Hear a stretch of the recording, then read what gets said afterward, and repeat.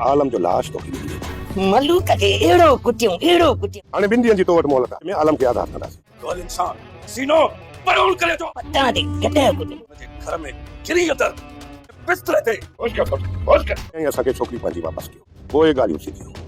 दोस्तों drama serial दुल्हा में वॾी हिकु तब्दीली अची चुकी आहे। जी हाँ दोस्तों, अचण वारी किस्त में मलूक खे पीरल ऐं जेको अली खान अगवा करे खणी वेंदा आहिनि। इहा ख़बर जीअं रहज़न वारा वापसि ईंदा आहिनि उन्हनि खे पवंदी आहे त हू छिता थी पवंदा आहिनि ऐं जुम्मू चवंदो आहे तुंहिंजे मलूक खे ईअं कुटियो अली खान वारनि जीअं गॾा पतण ते कुटिबो आहे ऐं इते ककर खे एॾी बाहि लॻंदी उहो विढ़ी पवंदो जुमे सां। उन खे रोकींदो केरु? रहज़न चवंदो तकड़ि न कर, इन जो कहिड़ो कसूरु आहे। ऐं पोयों वार करे वेंदा आहिनि अली खान वारा ऐं इहो ई जेको आहे मुराद बि ईअं चाहे पियो ऐं शाहनवाज़ खान जा माण्हू मुराद खे नाहिन मारे सघंदा आहिनि, नाकाम थी वेंदा आहिनि। जंहिं ते शाहनवाज़ खान पंहिंजे माण्हुनि खे एॾो त बुरो भलो चवंदो आहे, उन्हनि खे सफ़ा गुस्सो कंदो आहे, चवंदो आहे हाणे घर में घिरी मुराद खे मारे अचो, हुनजो सीनो परूण करे अचो। होॾां वरी मुराद पंहिंजी भेण खे दिलासा ॾींदो आहे, तूं टेंशन न कर, हाणे जेकियूं ॻाल्हियूं थींदियूं भले असां सभु मरी वञूं लेकिन तोखे वापसि कोन कंदुसि।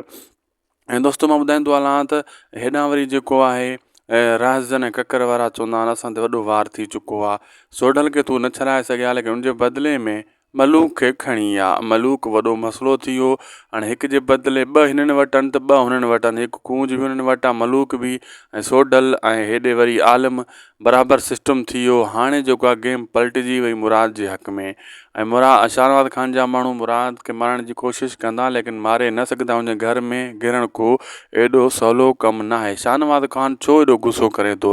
दोस्तो शाहनवाज़ खान खे मुराद हयो चंबो दून वारो जॾहिं जेल खां मोटी आयो उहो सीन कटे विया हुया। शूटिंग जे दौरान असां उहो सीन ॾिठो होसीं ऐं हाणे जेको आहे उहो कटे आहे, न ॾेखारियो, ड्रामे खे चेंज कयो वियो आहे।